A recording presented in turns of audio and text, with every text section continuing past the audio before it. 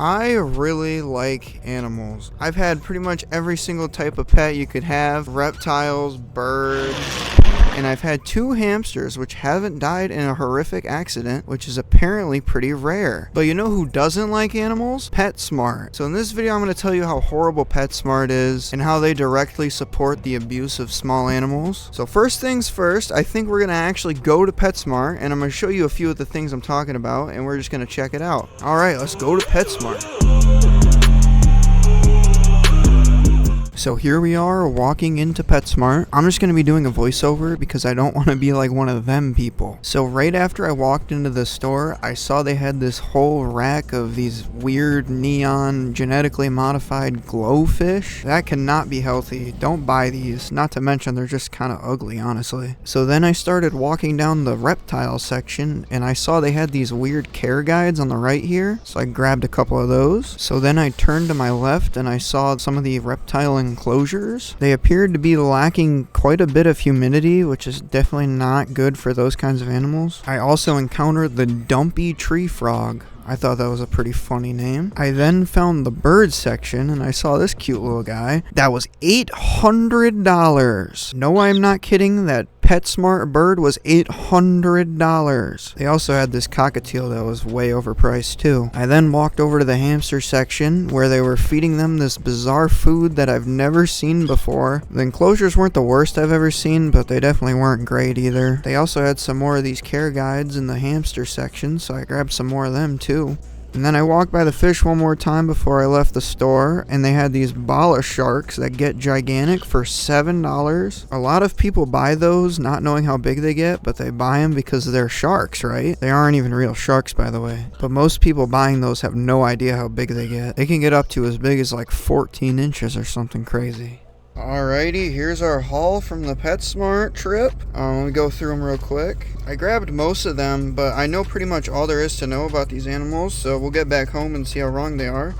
But let's go through what I got. First, we got a crested gecko guide. I have had one of these guys, so I know how to take care of them as well. Then we got a conure guide. I haven't had a conure, but they're pretty similar to the kind of bird I have, the care requirements. I got a cockatiel guide. That's the kind of bird I have at the moment right now. Then we got a hamster guide. I've had every single kind of hamster besides a Chinese hamster and a Syrian. So I do know about them and all their care is pretty much the same. Then we got a bearded dragon guide. I've never had one of these, but I've seriously considered getting one and I know how to take care of them. Leopard gecko, same thing. I haven't had one, but I know how to take care of them. And also the same with the ball python. Alright, there's all our guides. Ooh, let's buckle them up. You gotta buckle them up so they're safe. Come on. There we go. Alright, let's get home and check these out. Alright, we are back with the goods. Look at that.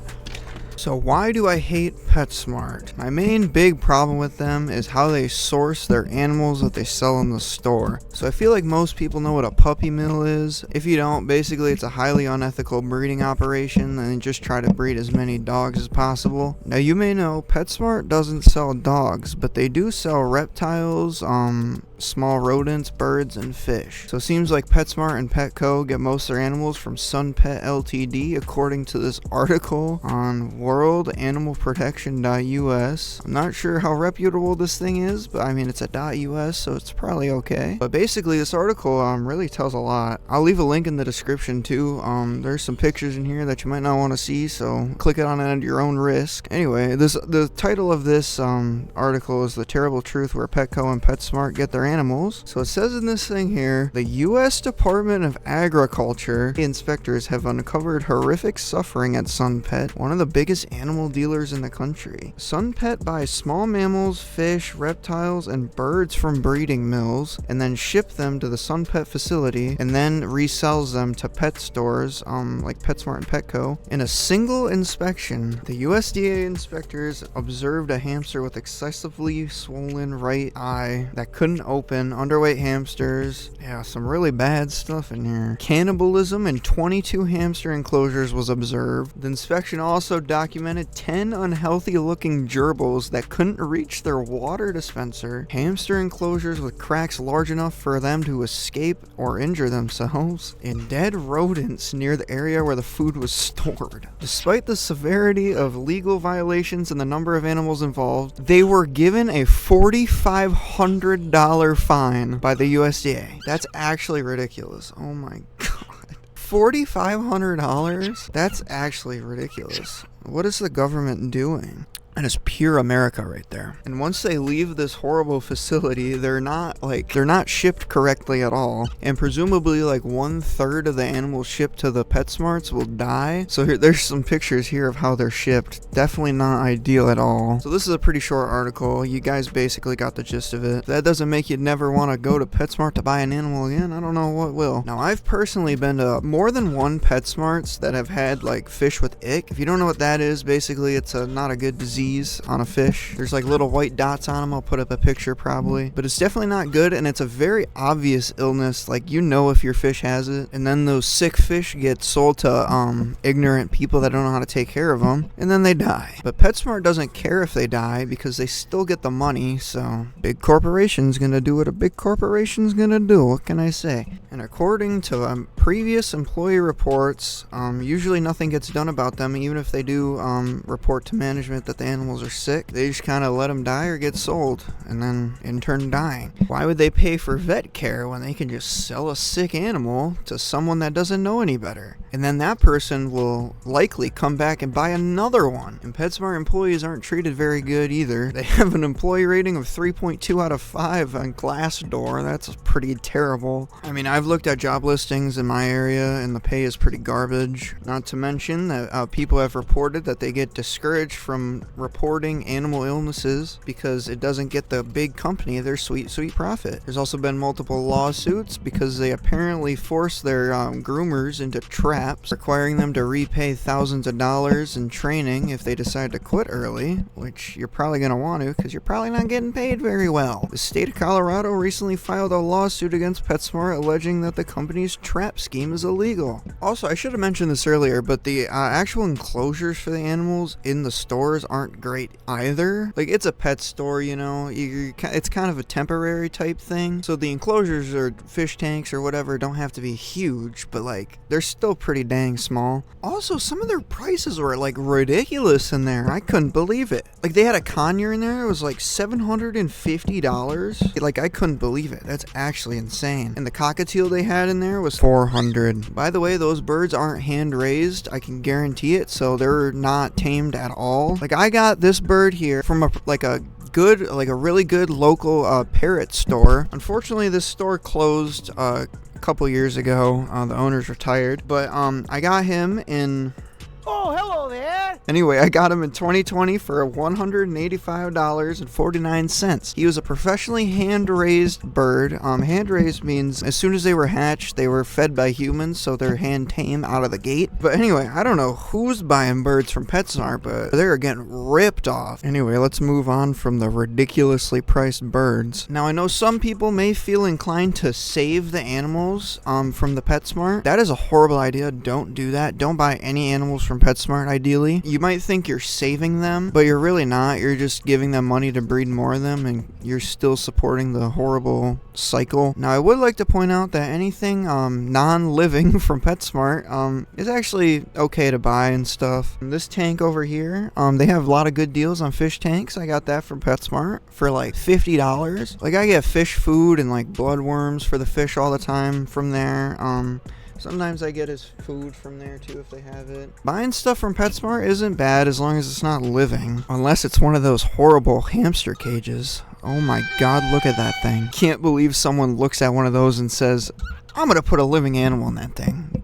He'll love it. Alright, so I think it's time to look at these pamphlets here, these animal care pamphlets. I'm curious how wrong they are. I haven't looked at them yet, but, you know, PetSmart's gonna be PetSmart, and it's probably gonna be pretty wrong. But I guess we'll see. Alright, let's look at some. I gotta pick them up off the floor from my pamphlet spread. Alright, well first we're going to look at cockatiel. I'm most familiar with the cockatiels for obvious reasons. Alright, let's see what they have to say about cockatiels. I'm going to take a picture of each of these. I'm going to put it up on the screen because holding up like that just ain't gonna work. I haven't even read anything yet, but this picture of the cage is definitely on the smaller side. Ideally, you want a wider cage than a taller cage. I don't know what's going on with the food over here and why the bird has a hamster water bottle. That's certainly odd. Experience level intermediate. Highly disagree. You definitely want to know what you're doing to have one of these guys. They can be difficult, to say the least. On average, cockatiels live for 15 to 20 years. That is true. If you know what you're doing, they definitely can live a lot longer than that, though. They are the smallest members of the cockatoo family. Also true. They enjoy daily interaction with their humans. Keep them in a family area. So that's certainly true, but it doesn't specify that they need to be out of their cage for at least like 6 hours a day. I think it should have specified that a little better. You definitely want to have them out of your cage as much as you possibly can, but at least like 6 hours a day, probably. Ooh, an enclosure minimum of 20 by 20 by 30 inches. That is tiny for one of these guys. Increase size if you'll be keeping more than one. Yeah, you'll need to be increasing the size a lot more than that. Cover at night. I cover him at night. You don't really need to usually, but it helps them sleep better, in my experience at least. Keep habitat away from the kitchen and non-stick cookware. You don't want non-stick cookware in your house at all if you have a parrot, any bird at all, honestly. Personally, I wouldn't use non-stick stuff either way, but yeah, they definitely should have specified that. The non-stick cookware thing, you definitely don't want that in your house whatsoever. No air fryers, none of that. Include at least 2 perches of different heights, thickness, and texture to keep your cockatiel's feet healthy. You definitely need a lot more than 2 of them. How many perches does his have? His cage has like 10 perches in there. But I mean, I guess you can't fit more than 2 in a 20 by 20 by 30. Layer at the bottom of the cage with an appropriate liner and replace as needed. I think it should have specified that you shouldn't use puppy pads, the puppy pee pad things. Those are toxic. Don't use those. Alright, that guide there was some concerning stuff in there. I mean, I definitely wouldn't give this to someone that has no idea what they're doing. I wouldn't give this to anyone, honestly. Alright, let's see what we got next. It looks like Gray has chose the ball python, it would appear. He really likes that. Sorry to take it away from you, but let's look at the ball python. Experience level intermediate. Yeah, that's probably fitting. Ball pythons grow to 60 inches. That's pretty big. Let's see how big of a cage they recommend. They're carnivores and feed on rodents. True. These quick facts on the left here have not been super wrong. Ball python should live alone in a glass terrarium, at least 40 gallons with a tightly secured lid on it. All that's true, except 40 gallons is definitely not big enough for a fully grown adult. Probably be fine for a while. Ideally with most snakes, you want an enclosure that's as long as their body, so they can like fully stretch out. So a 5-foot wide tank would be like a 120-gallon aquarium, which would be quite expensive. So personally, I wouldn't buy like a fish tank type thing. That'd be expensive. I'd probably build my own or something. Line the bottom of the terrarium with reptile carpet or 2-inch of reptile bedding. Reptile carpet, definitely not great. I don't think anyone should be using reptile carpet. It gets moldy. It's just kind of gross. The 2 inches of reptile bedding is good. I wish they would have specified what kind. I might be getting hamsters and snakes mixed up, but I think pine is bad for the snakes. Pine bedding? I'm not sure. I know it's not good for hamsters, but don't take my word for it, but I don't think it's great for snakes either. Specifically ball pythons, you probably wouldn't want a dry bedding because that's not where they come from in the wild. Place a daytime heat bulb over the habitat to provide warmth. Heat bulbs work for ball pythons, but a heating pad that goes under the tank is probably easier. 2 hides, one on the warm side and one on the cool side. Good advice there. Yeah, that's good. For more information, consult PetSmart's reptile and amphibian heating and lighting. Yeah, don't do that. It's got the temperatures on here. I'm not like fully 100% read up on them, so I'm not gonna comment on them, but you know, it's PetSmart, assume they're wrong. Alright, let's keep with the reptiles and do leopard geckos. 1 to 2 leopard geckos can be housed in a 20-gallon. Ooh, that's bad. If territorial behavior is observed, increase the size of the tank. Yikes. Yeah, you definitely shouldn't be putting 2 of them together. Not great. 2 of them in a 20-gallon would be crazy. 20-gallon terrarium, for a single leopard gecko, I think is on the smaller side. You'd probably want like a 40. Leopard gecko's calcium absorption can benefit from supplementary UVB light. Yeah, it might be slightly beneficial, I think, but it's definitely not needed for leopard geckos. And then for feeding, it says crickets, dubia roaches, hornworms, mealworms, or superworms. Dust food with calcium powder 2 to 3 times a week. Multivitamin once a week. Yeah, that's good. The feeding stuff appears to be good. Dubia roaches is definitely the ideal food you'd want for them. I can't get over the 20 gallon with 2 of them. That is something. I can't believe that. Alright, let's do bearded dragon. Experience level beginner. I wouldn't say that. Bearded dragons are friendly and known to communicate with one another through waves and head bobbing. That's not a friendly behavior, I don't think. The head bobbing and waving is usually aggressive between other bearded dragons, I'm pretty sure. I could be wrong on that, but I'm pretty sure that means they're mad. A UVB bulb will help your bearded dragon absorb calcium. Yeah, that's not specific enough.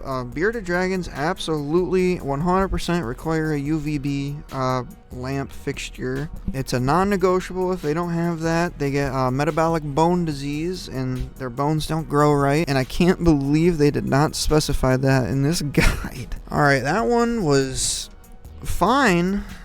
It didn't even say an enclosure size, actually. Wait, what? This one really didn't specify anything, like, at all. That's really weird. All the other ones have said like a specific enclosure size, even though they've mostly been wrong. It still said one, and this is just doesn't even say one. Alright, the last one we got is the hamster one. Syrian and dwarf hamster, it says. Oh boy, this one is going to be bad. Hamsters might be the most abused pet in the world, so this one's certainly going to be interesting. And just looking at this cage in this pamphlet, I can already tell this is going to be horrible. It says experience level beginner.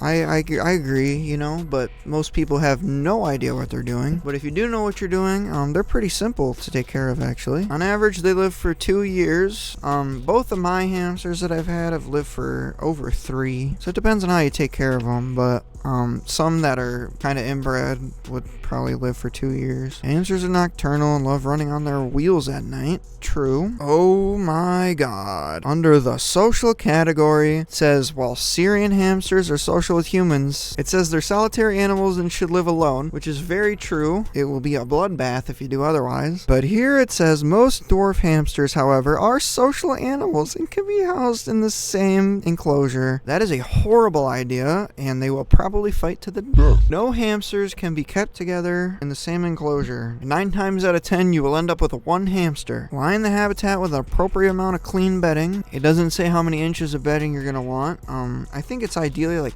5 at least. Inches of bedding, because they like to burrow in it. The second hamster I had, Vinny, never really burrowed that much. He just kind of dug himself in like an inch. But the majority of hamsters you'll have will make like big, cool, like tunnels out of the bedding under it. 80% pelleted food. Well, that's not great. 15% vegetables, that's good. Instead of pelleted food, you kind of want like a mix, like a seed mix, I think it's called, or something. Incredibly undescriptive. Still doesn't say an enclosure size or anything. Alright, well there we go. We're done with these horrible undescriptive guides. I really hope people aren't taking much advice from these, because yikes, that's bad. I forgot to mention that says developed and approved by PetSmart veterinarians at the bottom of all of these. If they are indeed licensed veterinarians, they should lose their license, because that is horrible. If you're a PetSmart veterinarian, leave your experience in the comments below, but I don't think you guys are real. But yeah, I hope you guys learned something from this. Your main takeaway should be don't buy live animals from PetSmart. Not a good idea. Don't do it. But if you didn't learn anything, I hope you were entertained by them ridiculous care guides. Sorry it took me so long to get this one out. I was on vacation for a full 7 days. I really need to get a laptop so I can edit these when I'm gone. But my apologies, but hopefully we'll get on the grind now. Anyway, thanks guys for watching. I hope you learned something. See you in the next video. Salutations!